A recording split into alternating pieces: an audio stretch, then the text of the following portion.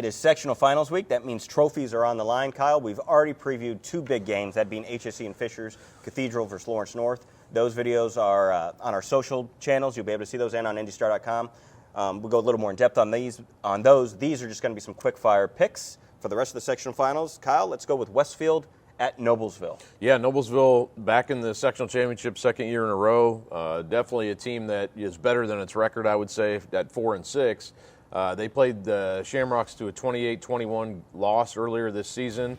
And the season Logan Schaffner's had is worth mentioning. This could be his last game, but he's had over 1,300 rushing yards. He's also their leading receiver and also has 2 receiving touchdowns in addition to his 9 rushing TDs. So he's having a huge season for Noblesville, kind of like we expected. Westfield, though, they've done this many times I now. disrespected Westfield last week on this show, and I want to apologize. I want to apologize to Westfield, yes. I didn't have them losing to Carmel. I just said some things that were inaccurate about Westfield. I said that, never mind. But, sorry, Shamrock. Go find that video, Westfield. Westfield, this would be their 4th consecutive sectional championship if they can win this game, and they beat Noblesville pretty handily last year in the sectional. The Millards, this would be their first since 2000 if they could get it done, so it would be a huge thing for their program. All that said, I'm going to pick Westfield to win. I think it's going to be a close game. I'm going to say 28-21, the same score as earlier this season. The Shamrocks move on. Very original, Kyle. All right, the next game we're going to is Harrison of West Lafayette at Decatur Central. Decatur Central beat a Lafayette team last week, 33-0. Harrison beat Plainfield. You had picked Plainfield.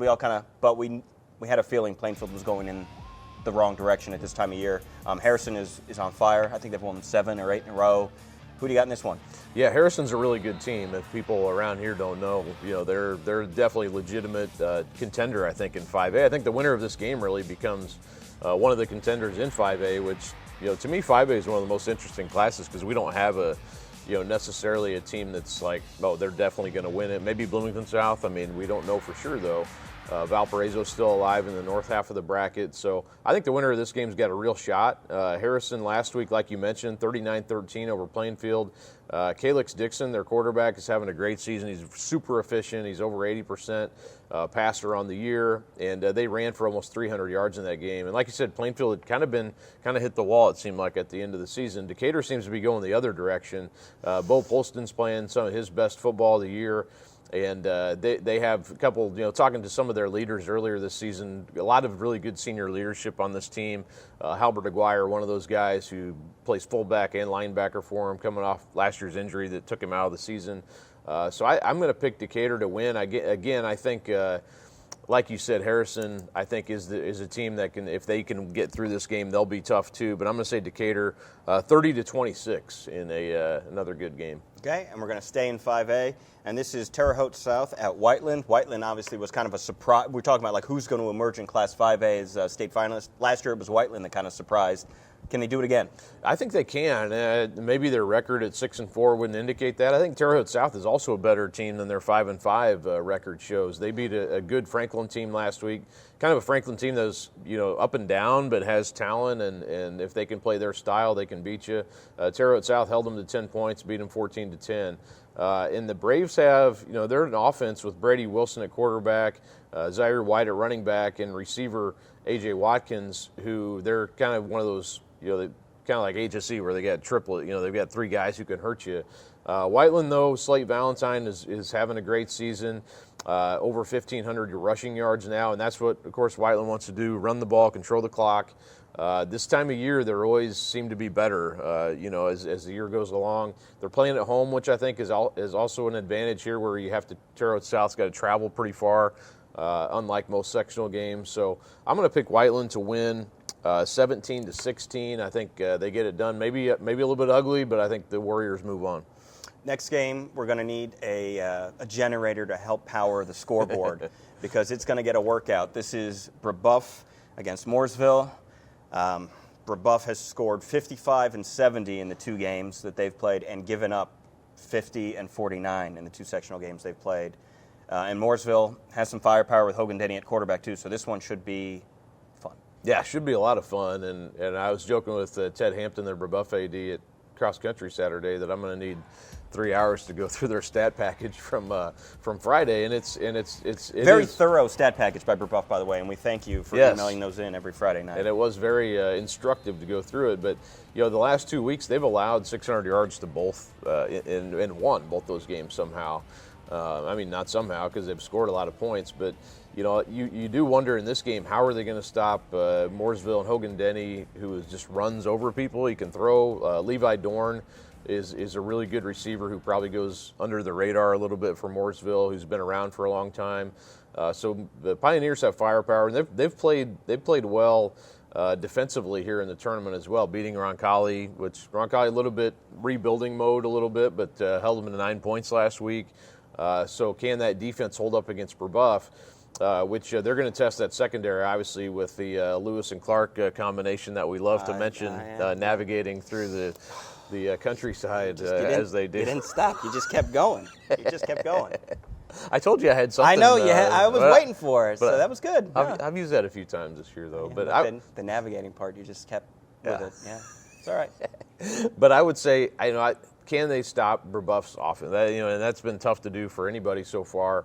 I would expect a high-scoring game, obviously. I mean, I'm going to say 42-41. Maybe it comes down to a 2-point conversion or some crazy field goal or something nuts, and both teams getting 600 yards again, something like that. But I'm going to take Brebuff to win. Home field advantage there, playing at home. I'm going to take them to win by 1. All right, then we go down to 3A, where this is a really big game. 2 11-0 teams, 2 undefeated teams.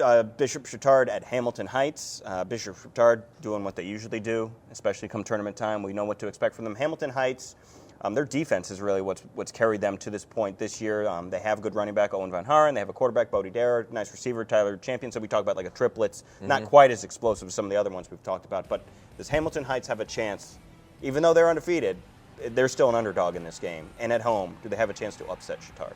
The one thing that concerns me is they've trailed in the second half of both of their sectional games. They've won them both, obviously, but I do wonder about that. And their schedule hasn't been obviously what Chatard play. Which Chatard basically plays a schedule. That's, any year Chatard beats Cathedral, you know Chatard is legit. And Chatard's normally, credit to them, they're normally not undefeated, because they play such a tough schedule. Yeah. So that speaks to just how good they are this year. Riley Kennett's back too, so that makes you wonder, can they stop him? He's very tough at running back for Chatard, and that they just have really good. They're very athletic. And you think of Chatard as being sort of this program, and they plug this, but they have athletes on that. Sam Feeney's about as good an athlete as you'll find. Colin Guy is an excellent athlete, so they have dudes, this year, and I think this is a team that.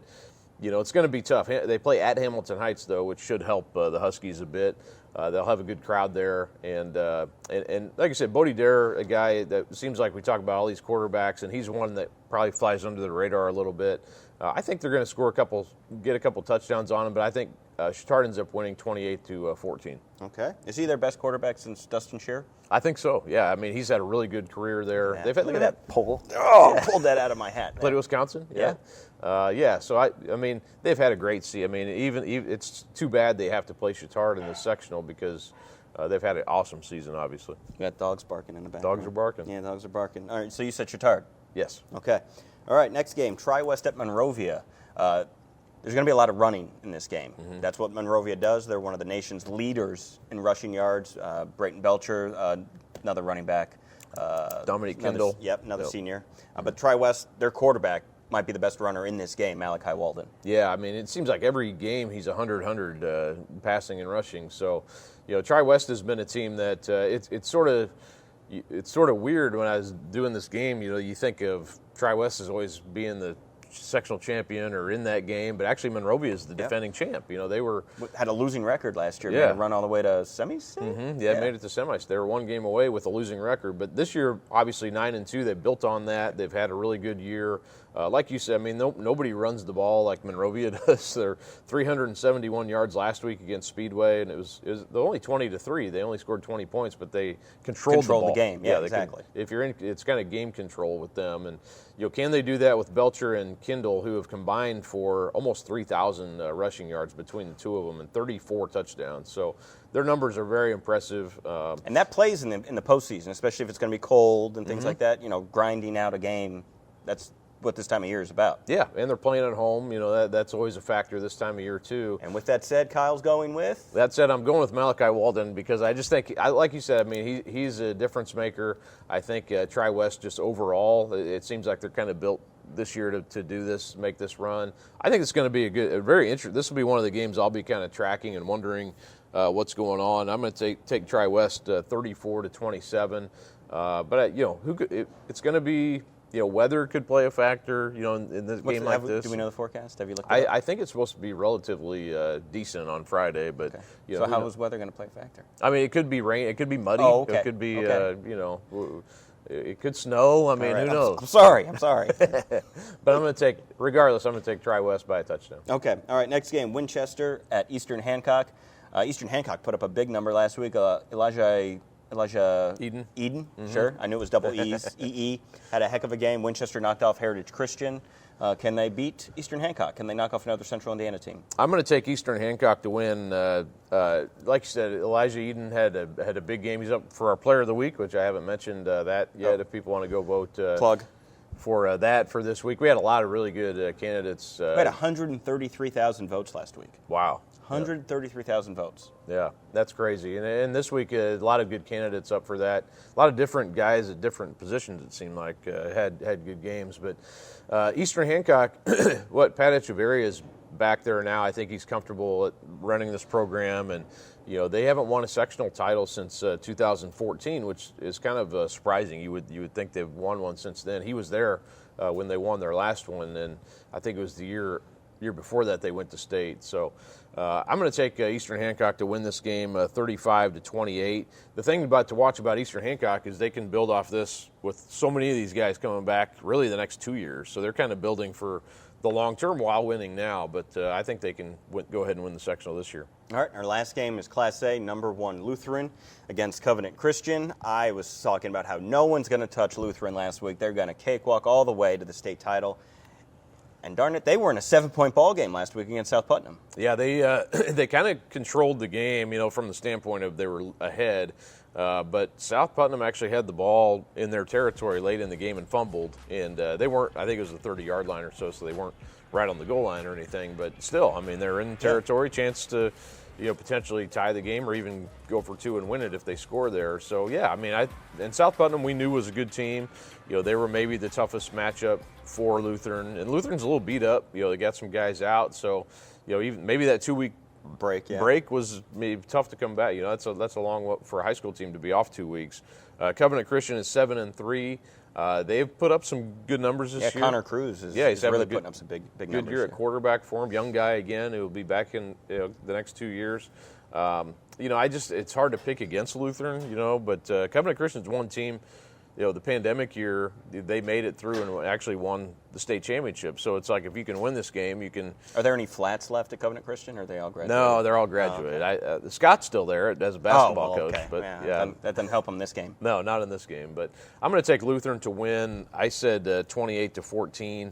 That game, of course, is at Zionsville West, where Covenant plays their home games. All right, well, we're going to recap Kyle's picks and also give you his picks from the 2 bigger games that we didn't talk about on this video. He went with HSE over Fishers, Cathedral over Lawrence North, Westfield on the road against Noblesville, Decatur Central versus Harrison, Whiteland against Terre Haute South, Brebeuf Jesuit in a shootout against Mooresville, Bishop Chatard on the road against Hamilton Heights, Tri-West knocking off Monrovia, Eastern Hancock against Winchester, and Lutheran over Covenant Christian.